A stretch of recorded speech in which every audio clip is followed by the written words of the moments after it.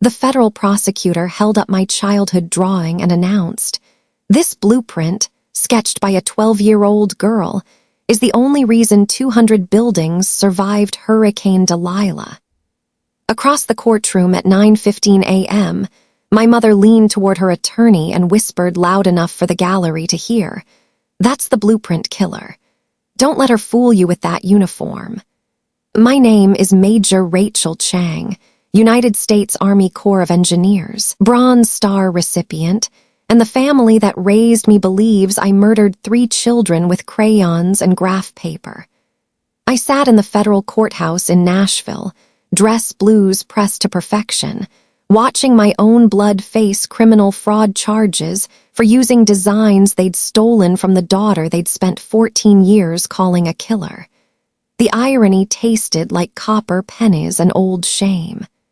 "Your Honor," Prosecutor Sarah Mitchell continued, her voice cutting through the packed courtroom, "Chang Construction systematically implemented unauthorized structural modifications on over 200 buildings after Hurricane Delilah. These modifications, stolen from classified military engineering protocols, are the only reason their structures survived when 90% of surrounding buildings collapsed." My father, David Chang, sat rigid at the defendant's table. His weathered hands, once steady enough to frame a house in a thunderstorm, now trembled as he gripped a pencil. The same hands that had slapped a blueprint from my 12-year-old fingers and called my safety calculations dangerous girl nonsense. Behind me, reporters scribbled frantically. Camera operators zoomed in on my uniform, my medals, the family that wouldn't look at me. They smelled blood in the water, a story too perfect for fiction. Decorated war hero versus the construction dynasty that disowned her. My brothers, Tommy and Kevin, flanked our parents like prison guards, protecting them from contamination. Tommy's calloused fingers drummed against his manila folder containing 20 years of stolen designs. Kevin adjusted his tie with the same nervous twitch he'd had since childhood when caught lying. "The evidence will show," Mitchell pressed on, "that these life-saving modifications appeared mysteriously overnight, always precisely before major weather events. Satellite analysis reveals a pattern of intervention that suggests insider knowledge no conventional construction company should possess." I reached into my dress jacket and felt the envelope I'd carried for 14 years. Worn soft from handling, it contained 3 words written by Emma Martinez's parents the day after their 7-year-old daughter died in the Riverside Elementary collapse. "We forgive you." I never opened it because forgiveness felt like theft when you knew the truth. But I carried it everywhere, a paper weight pressing against my ribs, reminding me what happens when brilliant little girls try to save the world and get blamed for destroying it instead. The courtroom felt smaller than some bunkers I'd occupied in Afghanistan. Less safe, too. Enemy fire was honest. This was watching your own family load the weapons aimed at your heart. My mother's voice drifted across the gallery, stage whispered to anyone listening. She always thought she was smarter than men who'd been building for generations. Look where her arrogance led. 3 babies dead because she confused the workers with her girl ideas. Judge Harrison's gavel cracked like a rifle shot. The court will observe proper decorum, but the damage was done. The gallery had heard what they came for, the family's version of Rachel Chang, the girl who killed children by dreaming too big. What they didn't know was that the girl ideas they blamed for Riverside Elementary had been secretly saving their lives for over a decade. Every anonymous building code update, every mysterious structural recommendation, every late-night hack into their project files to prevent disasters they'd never know almost happened. The daughter they'd branded a killer had been their guardian angel, fixing their incompetence from half a world away while they slept soundly in houses that should have collapsed years ago. At 11:30 a.m., Judge Harrison called recess. As the courtroom emptied, I remained seated, watching my family file out like mourners leaving a funeral. Tommy paused at the door, his expression unreadable. For a heartbeat, I saw the big brother who'd once let me help him measure lumber, before our father taught him that encouraging my unrealistic dreams was dangerous. Tomorrow, this trial would strip away 14 years of lies. The satellite monitoring, the anonymous interventions, the engineering empire I'd built while they struggled with a cursed business that mysteriously never quite failed. They would learn that their blueprint killer had been the reason they were still alive to hate her. But first, I needed to remember how it started. How an 8-year-old girl with a box of crayons and unlimited faith in her father's world began a war that would end in this courthouse, with a family divided by the very thing that should have united them. The simple, dangerous act of a daughter who dared to build something better. The memory hit me like it always did, sharp and clear. Dad's blueprints spread across our kitchen table, my small hands reaching for the colored pencils he'd left within reach, the absolute certainty that I could make his buildings better. "Rachel, get your crayons off my work," Dad said, reviewing plans for the Morrison family's new house. The same cookie-cutter design Chang Construction had used for 20 years. I pointed to the foundation specs with my purple crayon. "If you move the support beams 6 inches inward and add cross-bracing here, the house won't shift when the ground gets soft from rain." He stopped mid-sip of his coffee. "What did you say?" "The soil report shows clay subsidence potential. Your current foundation will crack within 5 years. I drew dotted lines showing stress fractures exactly where they'd appear. But if you reinforce like this..." For a moment, something flickered in Dad's eyes that might have been pride. Then Tommy walked in, still in work clothes from the previous night's emergency repair. "What's the kid doing?" my older brother asked. "Making improvements," I said, showing him my reinforced foundation design. "The load distribution prevents settling damage." Tommy laughed. "Rachel's gonna put us all out of business with her fancy ideas." Dad's expression hardened. "Stop filling her head with nonsense. Girls don't understand construction realities. This isn't a coloring book." He gathered the blueprints, careful not to smudge my purple lines. "Engineering isn't about making things pretty. It's about what works in the real world, not little girl fantasies." But I had seen the moment. That split second when my father recognized something he couldn't dismiss, before remembering that acknowledging his 8-year-old daughter's insights might threaten 40 years of masculine certainty. Kevin wandered downstairs at 7:30 a.m., drawn by pancake smells and argument sounds. "Why did you put those extra lines there, Rach?" he asked, studying my drawing. I explained soil compression and load-bearing mathematics. Kevin listened with serious attention usually reserved for baseball statistics. "That makes sense," he said. "Remember when the Henderson house got those basement cracks, right where Rachel drew the stress lines?" The kitchen went quiet. Dad's jaw tightened. Tommy studied my blueprint with new interest. "That's different soil conditions," Dad said, but his voice lacked conviction. Over the following months, I became obsessed with structural improvements. While other girls played with dolls, I sketched foundation reinforcements on dinner napkins. I redesigned our school's playground equipment to prevent wobbling. I drew earthquake modifications for our church's bell tower after reading California building codes. Every suggestion met the same response. "Stop fixing what ain't broken, smartass." But I couldn't stop. When I saw structural weakness, it burned like a splinter I couldn't ignore. The Morrison foundation that would crack in 5 years. The Henderson basement already showing stress fractures. The elementary school addition Chang Construction was bidding on, built on soil that would shift during heavy spring rains. My grandfather, Frank Chang, was the only one who encouraged my obsession. When Dad wasn't around, Grandpa slipped me graph paper and mechanical pencils. He'd sit beside me at his workbench while I redesigned everything from our chicken coop to the town's water tower.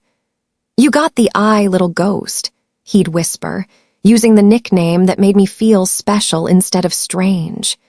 "You see the bones of things. Most people just see the skin. Why do I see problems everyone else misses?" I asked one afternoon, frustrated by another dismissal. Grandpa sanded oak with gentle strokes. "Because you ain't afraid of being wrong. Most builders get attached to doing things the old way. They stop seeing better ways. You still got fresh eyes. Dad says my ideas are dangerous.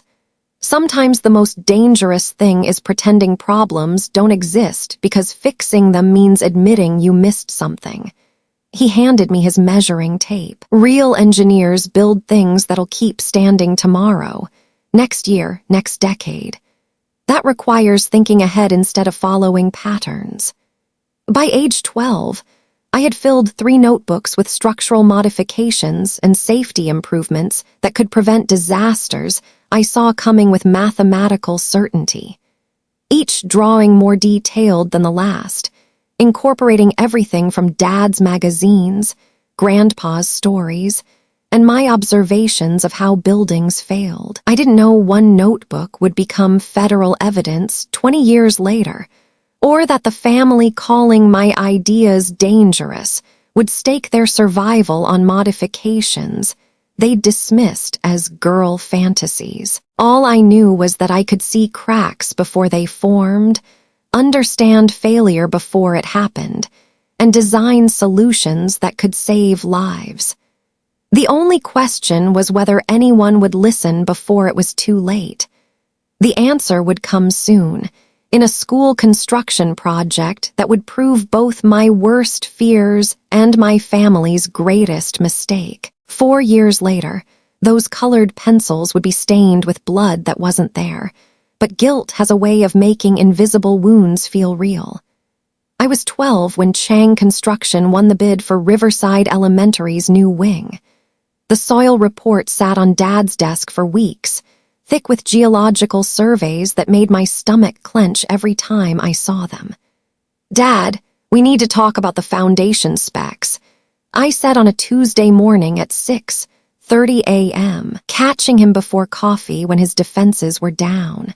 He didn't look up from his newspaper. "School project can wait, Rachel. The soil composition shows clay layers with 30% moisture content. Your foundation design won't handle the subsidence." Now he looked up, irritation replacing grogginess. "Rachel, we've been building on this soil for 40 years. I spread my calculations across his table, numbers I'd worked until my pencil wore to nothing. The moisture content changed after they redirected the creek. The water table shifted. Your foundation will sink within 18 months. Dad's coffee cup hit the table hard. "Enough, you're 12. You don't understand soil mechanics or real engineering. Then explain why the Hendersons' basement cracked exactly where I predicted." The kitchen went silent. Tommy emerged from the hallway looking for breakfast before the job site. "Morning argument already?" he asked. "Your sister thinks she can redesign a foundation approved by the county engineer," Dad said dismissively. Tommy glanced at my calculations, and I saw recognition flicker before he remembered he wasn't supposed to take me seriously. "She's been right before," Tommy said quietly. "She's been lucky," Dad corrected. "Construction is about experience, 40 years of it." I tried once more. "The foundation needs to go 18 inches deeper with steel reinforcement. The current design will fail when the ground shifts. The design is final. Stop playing engineer and focus on being a kid." But I couldn't stop. That afternoon, I rode my bike to Riverside Elementary and found the foreman, Miguel Santos, who'd always treated me like I had a brain instead of just pigtails. "Mr. Santos, I need to show you something." He looked at my notebook with serious attention. "What's got you worried, little engineer?" I showed him my soil analysis, moisture calculations, stress predictions. His expression grew grave with each page. "This is advanced stuff, Rachel. You sure about these numbers? I've checked them 17 times. The foundation will fail. Kids are going to get hurt." Miguel stared at the half-finished wing. "I'll talk to your dad. He won't listen. Then I'll talk to the principal." The next morning, Principal Matthews called at 7:45 a.m. I heard Dad's side, his voice rising with each response. "No, sir, my daughter is not a qualified engineer. Yes, I understand your concerns, but she's a child with overactive imagination. The foundation meets all specifications." When he hung up, his footsteps thundered upstairs. My door opened without a knock. "What did you do?" His face was red, veins standing out like stress fractures. "I tried to save lives. You tried to humiliate me. You went behind my back and made me look incompetent. You don't know how to build on this soil, not with these conditions." The slap came fast. My cheek burned, but not as much as the disappointment in his eyes. "You are not an engineer," he said, each word cutting. "You are a little girl who thinks she's smarter than men who have been building since before you were born." 3 weeks later, on October 15th at 2:20 p.m., the Riverside Elementary wing collapsed during monthly assembly. The ground shifted exactly as I'd predicted, foundations settling where my calculations showed maximum stress. The wing pancaked like cards, trapping 93 children and 12 teachers. Emergency sirens wailed for hours as rescue crews pulled survivors from rubble. Emma Martinez, age 7, died beneath a support beam that should have been reinforced. Jason Webb, age 8, crushed by a wall that fell exactly where my stress analysis predicted failure. Sarah Kim, age 6, buried under debris from a roof that collapsed because the foundation couldn't support the load. 3 children dead, 17 hospitalized, all because a 12-year-old's warnings were dismissed as dangerous ideas. But the worst part wasn't the deaths. The worst part was what my family did next, how they turned the town's grief into a weapon aimed at the daughter who tried to prevent the tragedy they'd caused. Because someone had to be blamed for Riverside Elementary, and it was easier to destroy a child than admit 3 generations of builders had been wrong. The funerals were on a Thursday. By Friday morning at 8 a.m., my family had rewritten history, and I had become the girl who killed 3 children with dangerous ideas. She confused the workers. My father told Channel 7 News, standing in front of our house with the kind of grave authority that made lies sound like gospel. My daughter's interference created doubt about proven construction methods. When workers start second-guessing 40 years of experience because of a child's drawings, accidents happen. I watched from my bedroom window as the news van pulled away, carrying Dad's version of events to every living room in Tennessee. The same man who'd slapped me for trying to save lives was now blaming me for the deaths I'd tried to prevent. Mom found me there an hour later, still staring at the empty driveway. "Rachel, we need to talk." Her voice carried the careful tone she used when delivering bad news, like when my goldfish died or when Grandma got sick. I turned from the window. "About what Dad just told the reporters. About what's best for this family."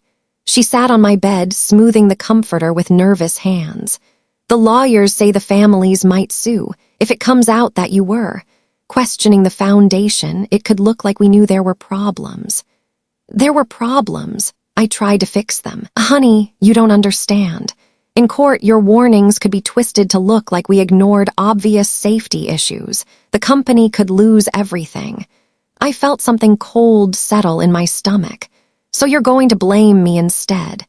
We're going to say you distracted the workers with confusing suggestions, that your enthusiasm created doubt that led to mistakes." The word enthusiasm hit like a physical blow. They were turning my desperate attempts to save lives into a character flaw, a dangerous quirk that needed to be managed. Tommy appeared in my doorway, his face pale. "Mom, she's 12. She's 12 and brilliant and stubborn," Mom replied. "Those families are grieving. They need someone to blame, and right now they are looking at Chang Construction. If Rachel takes responsibility for the confusion she caused." I didn't cause confusion. I caused solutions that nobody wanted to hear. Tommy stepped into my room. "Rach, show them your calculations. Show them you were right." I walked to my desk and pulled out the notebook containing my foundation analysis, the same calculations I'd shown Miguel, the same warnings Dad had dismissed. I flipped to the stress diagrams that had predicted exactly where the building would fail. "Here," I said, spreading the pages across my bed. Every calculation, every warning, every solution they ignored. Mom looked at my work with the expression she usually reserved for dead spiders. "Rachel, these drawings make it look like you knew the building would collapse." I did know. That's why I tried to stop it. "Then you understand why we can't show these to anyone." The room went silent except for the sound of my world ending. They weren't just asking me to take blame for the tragedy. They were asking me to destroy the evidence that could prove my innocence. "What if I refuse?" I asked quietly. "Then the families will sue us for everything," Mom said. "Your father will lose the business his grandfather built. Tommy and Kevin will lose their jobs. We'll lose this house, everything we've worked for." She leaned forward, taking my hands in hers. "But if you help us, if you take responsibility for the confusion you caused, the families might forgive us. They might see this as a tragic mistake instead of criminal negligence." I looked at Tommy, hoping for support, but his expression had changed. The fear in his eyes wasn't for me. It was of me, of what my evidence could do to our family. "Maybe it would be better," he said slowly, "if you put those notebooks away. Forever." That night I sat in Grandpa's workshop with 3 notebooks full of calculations, predictions, and solutions that could have saved Emma Martinez, Jason Webb, and Sarah Kim. The same notebooks that could now destroy my family. The wood stove glowed orange in the corner, hungry and waiting.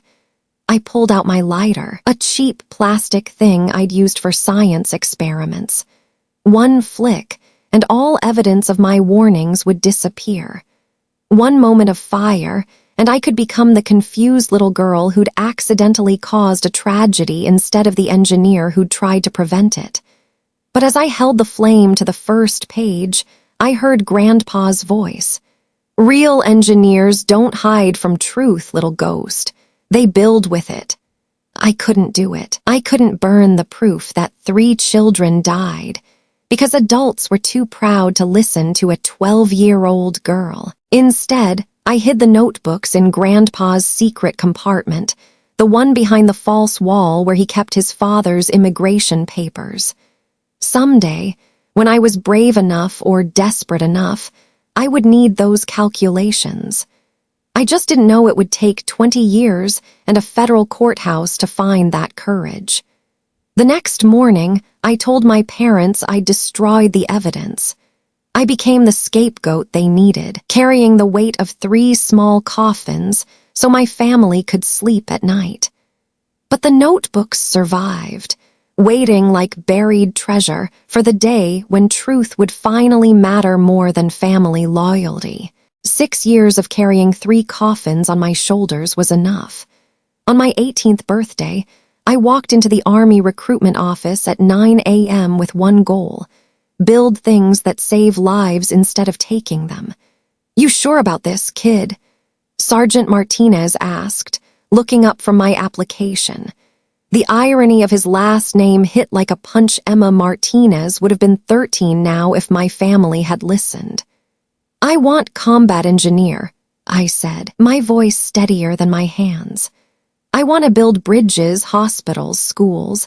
I want to make sure things don't fall down when people need them most." He studied my transcripts, The math scores in the top 1%, physics grades that made teachers ask why I wasn't going to MIT. What he couldn't see was my real education, how to carry guilt heavier than concrete. Engineering's tough. Most people wash out. You got backup plans. No, I don't have anywhere else to go. The truth was, I'd become a ghost in my hometown. Teachers looked at me with pity mixed with suspicion. Classmates whispered when I walked by. I was the girl who killed children with blueprints, the dangerous dreamer who confused workers. Basic training at Fort Leonard Wood broke me down and built me back up, but couldn't rebuild the part of my soul that died under 3 small headstones. My drill sergeant, Staff Sergeant Williams, was a former construction worker who understood the weight I carried. "Chang, you over-engineer everything," he told me during week 6, watching me reinforce a practice bridge with twice the required supports. "This ain't permanent. It just needs to hold for the exercise. What if someone gets hurt because I didn't make it strong enough?" He stopped and looked at me with recognition that cut through pretense. "You've been carrying someone else's mistakes for a while, haven't you?" I couldn't answer without crying, so I nodded.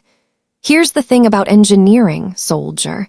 You can't build strong enough to prevent every failure, but you can build smart enough to make failure survivable." Those words became my mantra as I threw myself into combat engineer training. While other soldiers went to bars, I studied soil composition tables. While they slept, I practiced calculating load distributions. Every structure I touched got obsessive attention to safety. That once made my family call me dangerous. My first deployment, Afghanistan, Forward Operating Base Chapman, where enemies tried to blow up everything we built. "Welcome to paradise, Chang," said Lieutenant Rodriguez as mortars exploded in the distance. "Hope you like working with an audience." The first structure I designed was a medical facility bunker, reinforced to withstand direct hits while providing surgical space. I worked 72 hours straight, checking every calculation, every stress point, every possible failure mode. "Chang, it's temporary," my squad leader reminded me. "We'll be moving in 6 months. Temporary doesn't mean expendable," I replied, adding reinforcement to blast walls. "Somebody's going to trust their life to this building." The facility survived 3 direct rocket attacks over 4 months. Each time, medics continued operating while concrete dust fell like snow. Each time, soldiers lived because I'd over-engineered a structure meant to be good enough. But nightmares continued.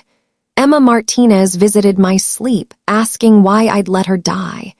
Jason Webb pointed at calculations that could have saved him. Sarah Kim whispered that smart girls shouldn't play with buildings if they couldn't keep them standing. I wrote letters home I never sent. Apologies to families who blamed me. Explanations to parents who wouldn't understand. In my footlocker, I kept a photo of Riverside Elementary taken the day before collapse. 93 children and 12 teachers, all trusting adults to keep them safe. 3 smiles had been silenced because a 12-year-old's warnings were dismissed. But 90 survived because someone finally listened, even if too late. Every structure I built in Afghanistan carried that photo's weight. Every calculation included margins for miracles. Every design assumed worst conditions and prepared for scenarios beyond imagination. Soldiers called me Fortress Chang because nothing I built ever failed. They thought it was perfectionism. They didn't understand it was penance. Because saving soldiers in Afghanistan couldn't bring back children in Tennessee, and all the perfect calculations in the world couldn't subtract 3 small coffins from the sum of my guilt. Still, I kept building. It was the only way to prove smart girls could create instead of destroy, even when the world remembered us only for our failures. 3 years into my deployment, at 3:47 a.m. on March 15th, the earth shook, and suddenly everyone understood my obsession with excessive safety margins. The 7.2 earthquake hit without warning, jolting me awake while lesser structures crumbled like sandcastles around our base. Outside, I could hear groaning metal, crashing concrete, and something worse, silence from the medical facility that should have been full of voices. "Chang, get your ass to the command center." Lieutenant Rodriguez's voice crackled through my radio. "Half the base is down, and we need damage assessments now." I ran through darkness, flashlight cutting through dust clouds. The motor pool had pancaked. The mess hall looked stepped on by giants. Buildings that passed military standards lay in ruins, their adequate construction no match for forces they'd never been designed to withstand. But my medical facility bunker stood untouched. "Jesus Christ, Chang," said Sergeant Williams, staring at the intact structure while medics streamed in carrying wounded soldiers. "What did you build this thing out of?" "Guilt and mathematics," I replied, checking blast walls for stress fractures I knew wouldn't be there. Inside, Dr. Sarah Chen performed emergency surgery by generator lights, her hands steady despite aftershocks. Through reinforced windows, I watched wounded soldiers being carried from collapsed buildings I hadn't designed. "How many?" I asked Williams. 14 dead, 37 wounded. Would have been triple that if they'd been in buildings you didn't touch. The weight hit differently than expected. In nightmares, I was always the engineer who failed to save lives. But here, my obsessive over-engineering had prevented massacre. The facility fellow engineers mocked as unnecessarily robust was now the only operational surgical suite for 50 miles. Colonel Martinez found me at 6:20 a.m., sitting outside the bunker as dawn broke over devastation. "Major Chang," he said, promoting me on the spot. "I need to understand something. How did you know?" "Know what, sir?" "How to build for an earthquake that wasn't supposed to happen here. Your specifications were 3 times regulation requirements." I stared at the facility, watching wounded soldiers disappear through doors that survived forces destroying everything around them. "I didn't know about the earthquake, sir.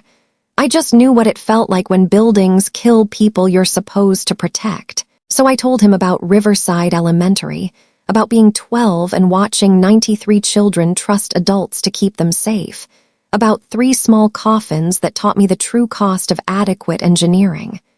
Colonel Martinez listened without interrupting. When I finished, he was quiet. "Major, that trauma usually breaks people. What made you turn it into something that saves lives?" "Because destroying people is easy. Building things that protect them is hard, and I was tired of easy." The Bronze Star ceremony happened 2 months later. As Colonel Martinez pinned the medal to my chest, he spoke about paranoid engineering that proved prescient and excessive safety measures that saved American lives. But standing in dress uniform, I felt like a fraud. They were celebrating me for being haunted, for building monuments to guilt that happened to save soldiers when the ground shook. They saw genius where I saw ghosts. After the ceremony, I called home for the first time in 3 years. Dad answered on the second ring. "Rachel, we heard about the earthquake. Are you okay?" "I'm fine. My buildings are fine. Everything I touched is fine." Pause. "The news said you saved a lot of lives." 217 soldiers lived because I over-engineered structures that should have been built to minimum standards. Longer pause. "Rachel, I have to go, Dad. I just wanted you to know that dangerous girls can build things that matter, even when nobody believes in them." I hung up before he could respond, before he could apologize or try to reclaim credit for teaching me to read blueprints. This wasn't about forgiveness or family reconciliation. This was about proving the girl blamed for Riverside Elementary had grown into a woman who could prevent tragedies instead of causing them. But even with a Bronze Star and 200 saved lives, nightmares continued. Emma Martinez still visited my dreams, though now she sometimes smiled instead of just pointing at calculations I should have insisted upon. Progress, I told myself, even if it felt like falling upward into darkness that metals couldn't illuminate. The bronze star opened doors I never expected, but the door that mattered most was the one leading back to a family that had spent a decade building on foundations I knew would fail. 2 years after Afghanistan, I ran Chang Engineering Solutions from a Nashville warehouse, contracts flowing from governments who'd heard about the earthquake-proof structures. By day, I designed hospitals for Haiti, bridges for Iraq. By night, I hacked into my family's project files and quietly prevented disasters they'd never know almost happened. It started at 11:30 p.m. on a Tuesday in October. Insomnia and guilt drove me to Google Earth, tracing familiar hometown streets until I found Chang Construction's latest project, Magnolia Springs Housing Development. 36 homes on soil I recognized from childhood, clay composition that would shift during heavy rains. I pulled up county permits, cross-referenced geological surveys, and felt my stomach drop. They were using the same foundation specifications that had killed 3 children 20 years ago. My laptop glowed as I calculated failure probabilities. 18 months, maybe less. The houses would settle, crack, potentially collapse during the next major storm. Young families would lose everything because my brothers still couldn't read soil like I could. Instead of calling, I created an anonymous email and sent what appeared to be updated building code recommendations from Tennessee Department of Environmental Conservation. Official letterhead I designed, suggestions requiring 18-inch deeper foundations with steel reinforcement. Tommy called the county office to verify. By afternoon, they'd modified plans. By week's end, they were pouring concrete that would actually hold when ground shifted. I saved 36 families, and they never knew my name. The pattern became compulsive. Every few months, I'd run satellite sweeps of Chang Construction projects, analyze plans through public records, identify inevitable flaws from building the same way for 40 years in a changing world. The Clarksville Elementary School got mysterious structural recommendations preventing roof collapse during 2019 ice storm. The Franklin Shopping Center received updated seismic requirements, keeping it standing during Middle Tennessee's small earthquake. The Murfreesboro apartment complex was retrofitted with new fire safety protocols that saved 18 lives when gas leak explosion would have brought down inadequate support columns. Each intervention required research, planning, careful documentation to make anonymous suggestions look authentic. I built fake government websites, forged official communications, hired actors pretending to be state inspectors. My engineering empire generated millions in legitimate contracts, but I spent nights running elaborate con games to protect a family that branded me killer. Doctor Angela Ross, my therapist, had theories about trauma bonding. "You're trying to retroactively save children you couldn't protect at Riverside," she told me. "But saving your family won't bring back Emma, Jason, and Sarah. It's not about bringing them back. It's about making sure no one else dies because Chang Construction doesn't know how to build for modern conditions. When will it be enough? When the nightmares stop." But nightmares never stopped, even as interventions grew sophisticated. I developed software predicting structural failures based on weather patterns, soil conditions, material specifications. I created networks of fake regulatory contacts delivering updated requirements with perfect timing. By 2023, Chang Construction had Tennessee's best safety record, with no idea why. Newspapers ran articles about their miraculous survival rates. Industry publications requested interviews about innovative approaches.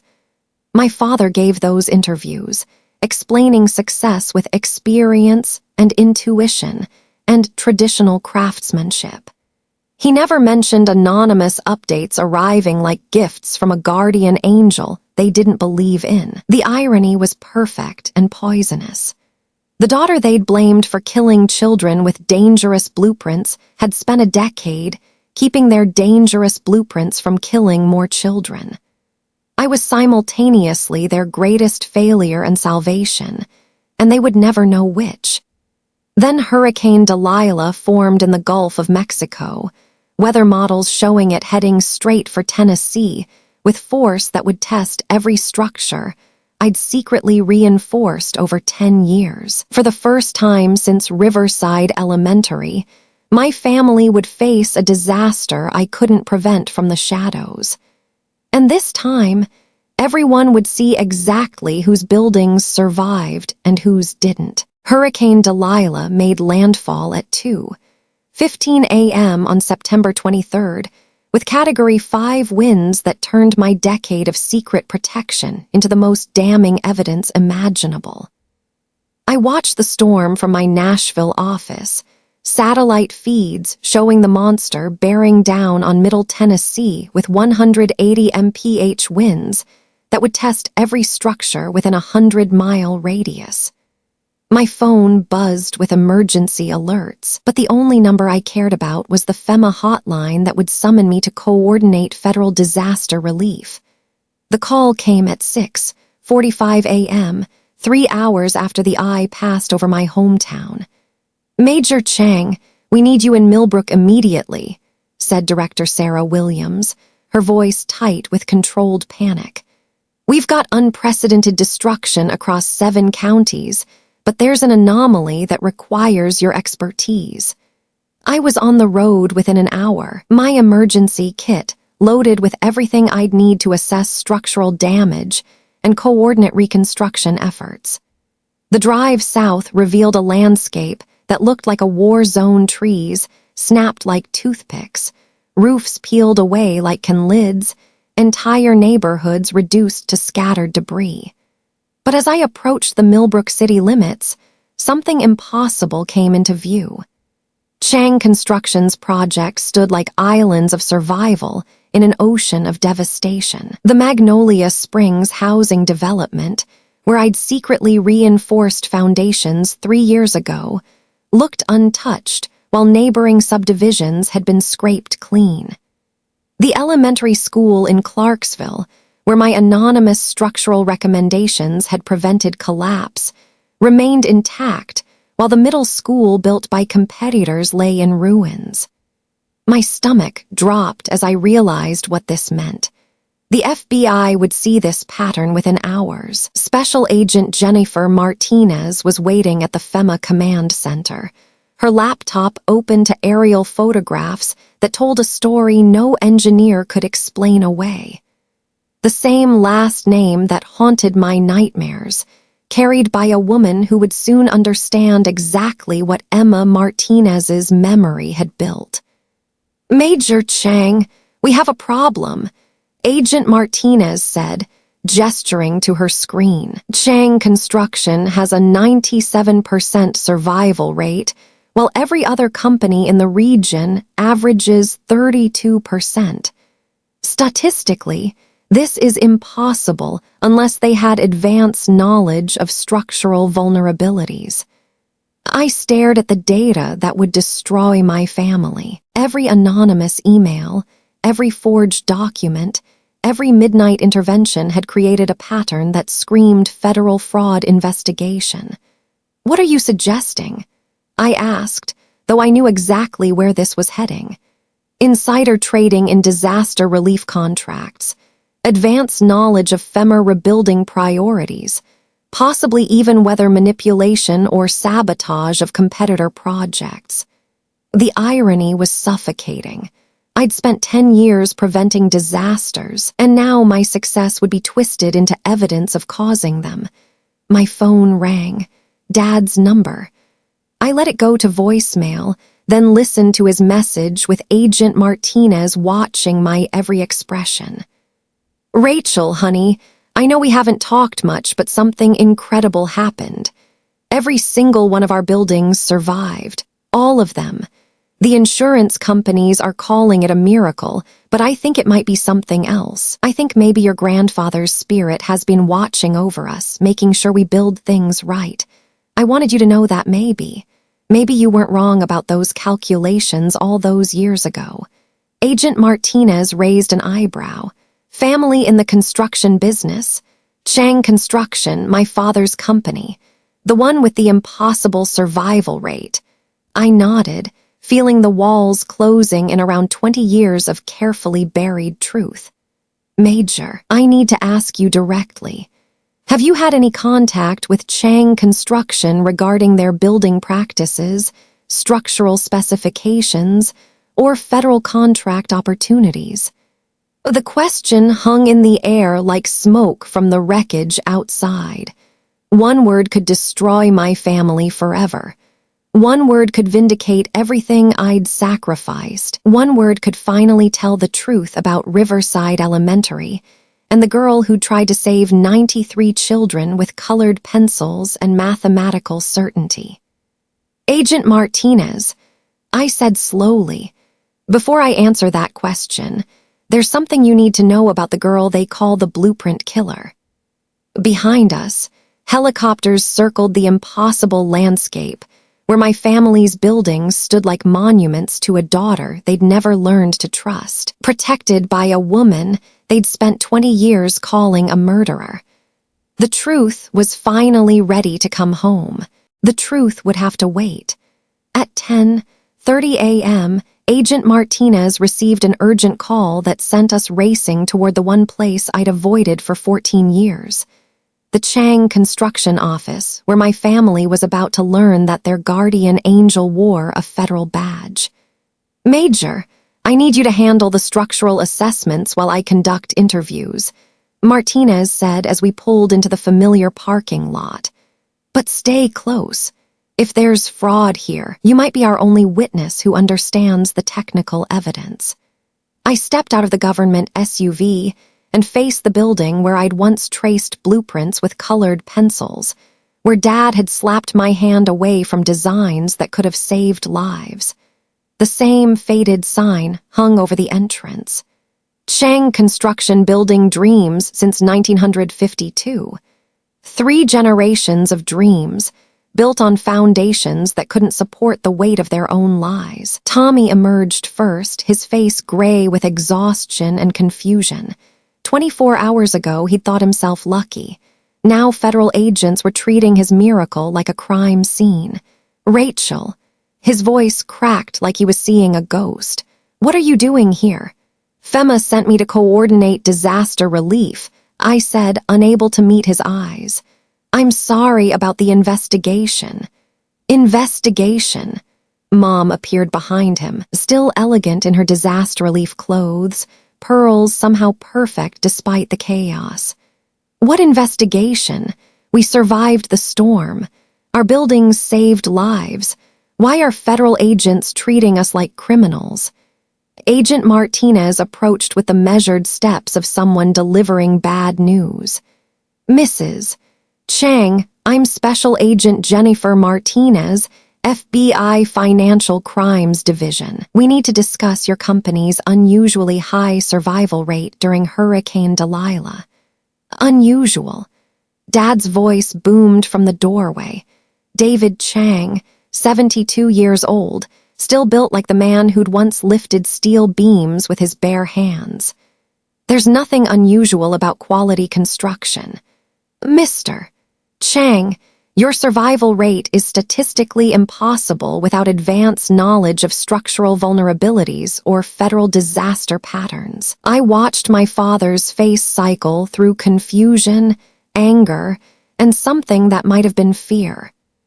Behind him, Kevin shifted nervously, already calculating legal exposure like the accountant he'd become. Agent Martinez, Dad said slowly, are you suggesting we somehow knew a Category 5 hurricane was going to hit Tennessee? That we built our structures specifically to survive this storm?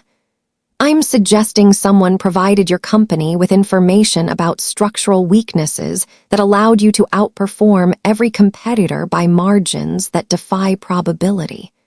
The silence stretched like a bridge over an abyss. This was the moment when one of them could confess, could admit they'd received anonymous building recommendations for years, could open the door to discovering who their secret benefactor had been. Instead, Tommy stepped forward. Agent Martinez, with all due respect, our success comes from experience. My grandfather taught my father taught us. We know this soil, these weather patterns, these conditions. Yet your competitors, some with more experience, lost 90% of their structures. Maybe they cut corners. Maybe they used cheaper materials. Maybe they didn't have someone secretly fixing their designs. I said quietly. Every head turned toward me. Mom's hand flew to her throat. Dad's eyes narrowed with the same suspicion I'd seen the day he slapped my calculations away from Riverside Elementary's plans. Rachel, Agent Martinez said carefully, do you have information relevant to this investigation? I looked at my family, the people who'd branded me a killer, who'd let me carry the weight of 3 small coffins for 20 years, who'd built their reputation on the grave of my childhood dreams. They stood there like defendants waiting for verdict, not knowing their judge was the daughter they'd already condemned. Agent Martinez, I said, feeling 20 years of silence crack apart in my chest. Before we continue, I need to tell you about a 12-year-old girl who tried to save 93 children and was blamed for killing 3 instead. Rachel, no, Mom whispered. About a family who chose their business reputation over their daughter's truth. Don't, Tommy said, but his voice lacked conviction.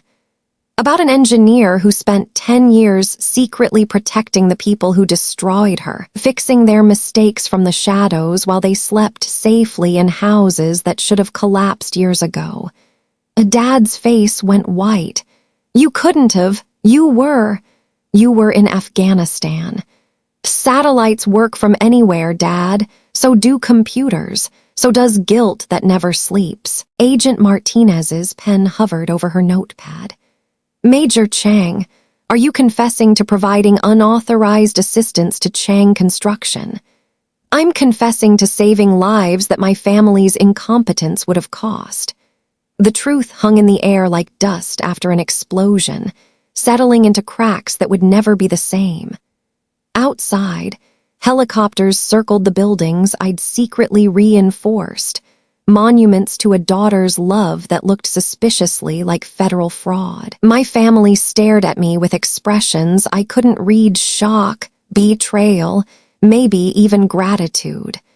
After 20 years, they finally knew who'd been keeping them alive. Now came the hard part. Deciding whether love was worth the prison sentence that might follow. That evening at 8:15 p.m., while Agent Martinez processed evidence that could destroy my family, I found myself standing in Grandpa's workshop for the first time since the night I'd hidden my notebooks 20 years ago. The workshop looked smaller than memory suggested, dust motes dancing in the light filtering through grimy windows. His tools hung exactly where he'd left them, as if waiting for hands that would never return. But it was the workbench that drew me forward, where he'd once whispered that I had the eye to see the bones of things. Rachel, Tommy's voice came from the doorway. What are you doing out here? Looking for answers, I said, running my fingers along the familiar wood grain. Grandpa left something for me, something that might change everything. Change what? You already confessed to the FBI agent. The whole family knows you've been our anonymous guardian angel for 10 years. I pressed the hidden mechanism behind the false wall panel, the same place where Grandpa had kept his father's immigration papers. The compartment opened with a soft click, revealing 3 notebooks wrapped in oiled cloth, exactly where I'd left them. But there was something else. A manila envelope with my name written in Grandpa's careful handwriting. Tommy stepped closer as I opened it with trembling fingers. Inside was a letter dated just 3 months before his death, along with photocopies of documents I'd never seen before. "My dearest little ghost," the letter began. "If you're reading this, then the truth has finally found its way home, and you're brave enough to face what really happened at Riverside Elementary." Tommy leaned over my shoulder as I read aloud. "I kept your notebooks because they proved something the family was too proud to admit, that a 12-year-old girl understood engineering better than 3 generations of men who built by tradition instead of calculation." My voice cracked on the next paragraph. "But Rachel, there's something you never knew. Something I should have told you before I let you carry 20 years of guilt for murders you didn't commit." "Murders," Tommy whispered. I turned the page to find photocopied documents from the Riverside Elementary investigation soil reports that had been altered, foundation specifications that didn't match the approved plans, and most damning of all, a memo from the construction foreman to my father. "Mr. Chang," the memo read, "your daughter's foundation recommendations would add $47,000 to project costs. I can modify the specs to look like her suggestions while maintaining current depth specifications. Insurance won't know the difference." The blood drained from my face as I read Grandpa's explanation. "Your father approved the foreman's suggestion to fake your modifications. They used your reinforcement patterns in the blueprints, but kept the original shallow foundation. When the wing collapsed, it wasn't because your warnings were ignored, it was because they were corrupted." Tommy grabbed the memo, his hands shaking. "This says Dad knew. Dad knew the foundation was wrong and approved building it anyway." I turned to the final page of Grandpa's letter. "I discovered this 3 days after the collapse, but your father threatened to destroy the business and throw the foreman under the bus if I revealed the truth. He said you were young, you'd recover, but the family business might not survive the scandal. So he let me take the blame," I whispered. "Rachel, I'm sorry. I was a coward. I should have spoken up, should have shown these documents to the investigators. Instead, I let my son sacrifice his daughter to save his reputation. The guilt has eaten at me for 20 years. The final paragraph hit like a physical blow. "Your notebooks prove you tried to save those children. These documents prove your family's greed killed them. Use both however you see fit. Sometimes the strongest foundation requires demolishing what came before." Tommy sank onto Grandpa's stool, his face pale. "Dad lied about everything. You weren't responsible for those kids' deaths, we were." "Not we," I said, carefully folding the documents. "Him and the foreman and Grandpa for staying silent. What are you going to do?" I looked at the evidence that could finally clear my name and destroy my father's reputation. The choice I'd avoided for 20 years was now unavoidable. Justice or mercy, truth or family loyalty, the 12-year-old girl who'd tried to save lives or the woman who'd spent 20 years saving the people who'd destroyed her. Outside, Agent Martinez was building a federal case against my family for fraud they'd committed accidentally through my secret protection. Inside this workshop, I held evidence of fraud they'd committed deliberately through greed and cowardice. Tomorrow would bring a choice between 2 kinds of truth, the one that might save my family from federal charges, and the one that would finally vindicate the girl they'd branded a killer. Grandpa's ghost seemed to whisper in the workshop's silence. Sometimes the best foundation requires demolishing what came before. The question was whether I had the courage to wield the hammer. The federal hearing began at 9 a.m. sharp, but the real trial had started 20 years ago in a 12-year-old's heart, and today would finally deliver its verdict. Judge Patricia Hayes presided over a courtroom packed with families whose homes had survived Hurricane Delilah, reporters hungry for the fraud story of the decade, and 3 generations of Changs sitting in the defendant section like mourners at their own funeral. The United States versus Chang Construction, Judge Hayes announced, her voice cutting through the tension that hung in the air like smoke from old fires.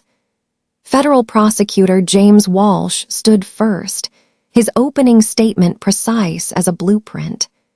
Your Honor, the evidence will show that Chang Construction received unauthorized assistance that constituted fraud against federal disaster relief programs. Their impossible survival rate during Hurricane Delilah could only have been achieved through criminal conspiracy. I sat in the witness section, Grandpa's evidence burning like acid in my briefcase. Agent Martinez had offered me immunity in exchange for testimony about my secret interventions. What she didn't know was that I carried documents that could shift this trial from fraud to murder. Dad's lawyer, Sterling Morrison, rose with the confidence of a man defending obvious innocence. Your Honor, Chang Construction's success stems from 3 generations of experience, superior craftsmanship, and intuitive understanding of local conditions. The prosecution's case relies on statistics, not evidence. Mr. Walsh, call your first witness. The United States calls Major Rachel Chang. Walking to the witness stand felt like crossing 20 years of silence. Every step echoed with the ghosts of Emma Martinez, Jason Webb, and Sarah Kim, children who died because my family chose profit over safety, then chose reputation over justice. Major Chang, Walsh began, you are Rachel Chang, daughter of defendant David Chang. Yes, and you've had contact with Chang Construction regarding their building practices. This was it, the moment when I could take the immunity, confess to the anonymous interventions, and save my family from federal charges while keeping their darker secret buried forever. I looked at Dad, sitting rigid in his defendant's chair. 20 years ago, he'd slapped the truth from my hands and replaced it with guilt that had shaped every choice since.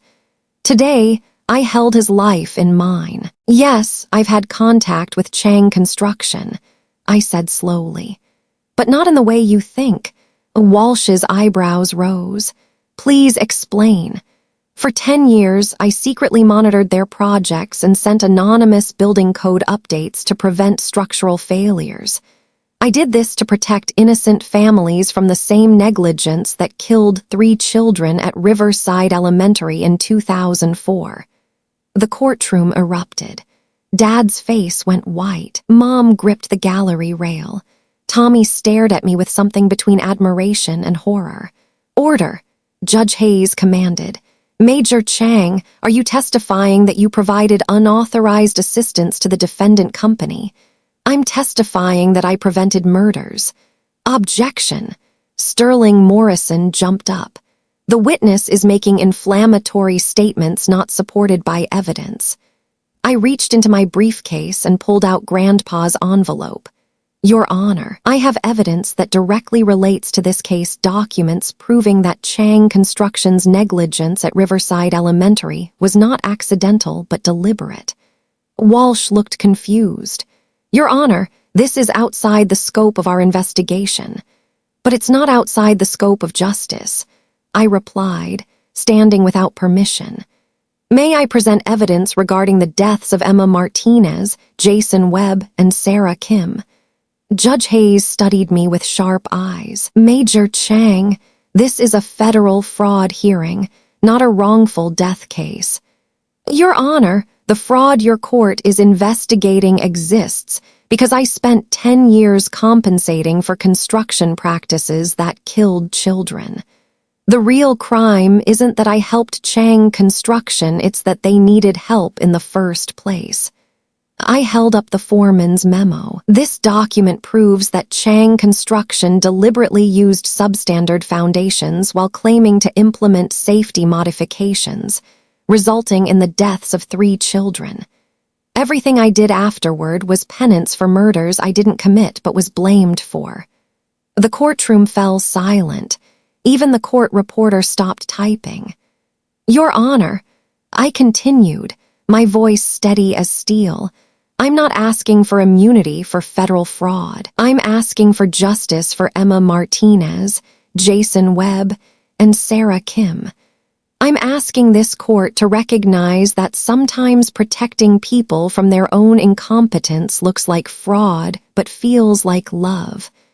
Dad stood slowly from the defendant's table. Your Honor, may I address the court? Sterling Morrison grabbed his arm. David, don't say anything. Dad shook him off. I've been silent for 20 years. That's 20 years too long. He faced the gallery, looking older than his 72 years. My daughter is telling the truth about Riverside Elementary, about the foreman's memo, about my choice to blame her instead of accepting responsibility. The confession hit the courtroom like a physical force.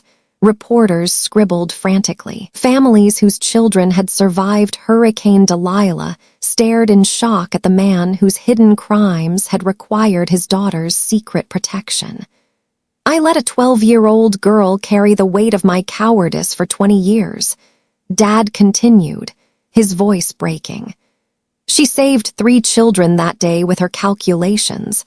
I killed them with my greed. Judge Hayes looked between us, father and daughter, criminal and guardian angel, separated by 20 years of lies, but connected by blood that could never be undone. Mr. Walsh, she said quietly, I suggest you consider whether the real crime in this courtroom is the fraud you're prosecuting or the murders you haven't investigated. The gavel fell, but the sound that echoed through my heart was lighter the sound of 3 small coffins finally being lifted from my shoulders by the hands that should have carried them all along. 3 months after the gavel fell, at 7:30 a.m. on a crisp December morning, I stood in the ruins of what once was Chang Construction's headquarters, holding blueprints for something that had never existed before. A foundation built on acknowledged truth rather than buried lies.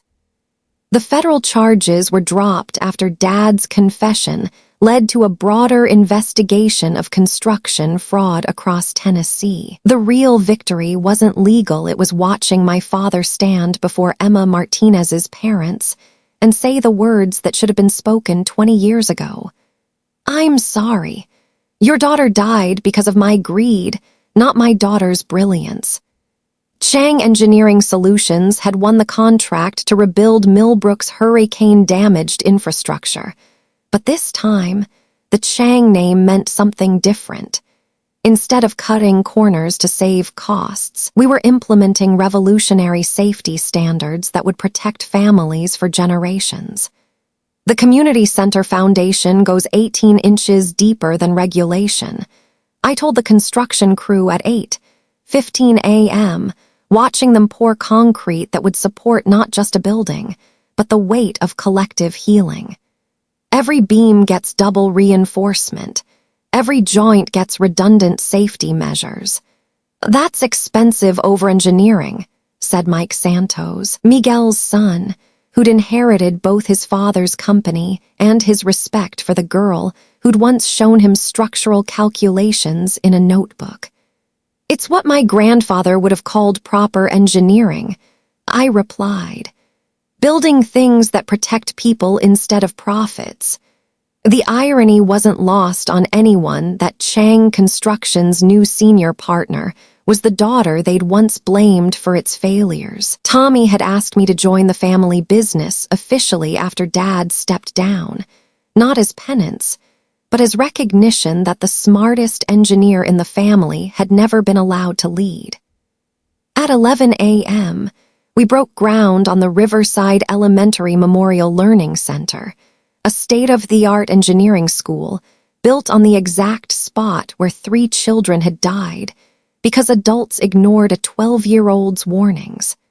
The foundation would be visible through glass walls, every reinforcing bar, and stress calculation exposed for students to study and understand. This is where Emma Martinez, Jason Webb, and Sarah Kim should have learned about engineering.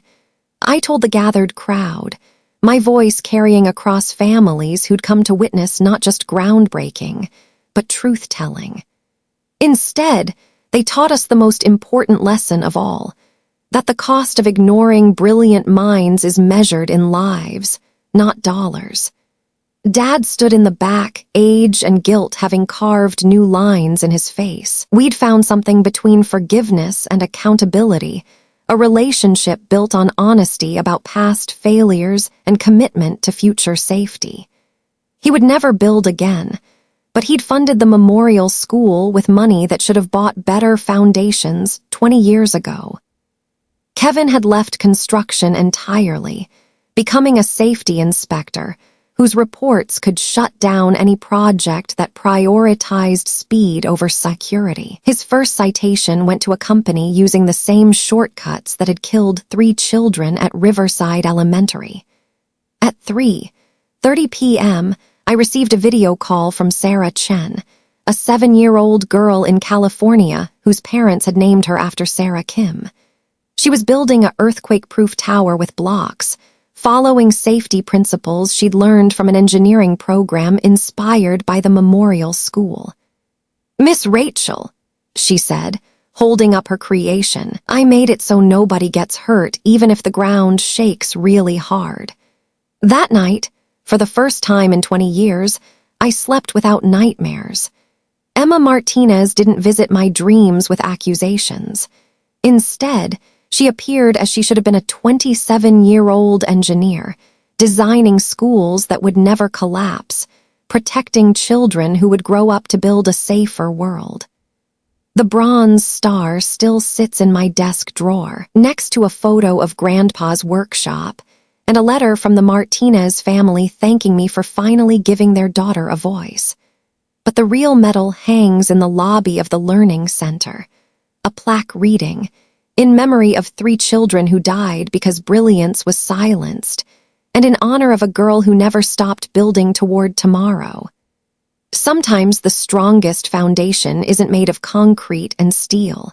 Sometimes it's built from truth acknowledged, mistakes owned, and the courage to let brilliant minds, especially young ones, especially different ones, shape the world that needs their gifts. If you've ever been told your ideas are too dangerous, too different, or too bold, remember this: the world doesn't need more buildings that barely stand.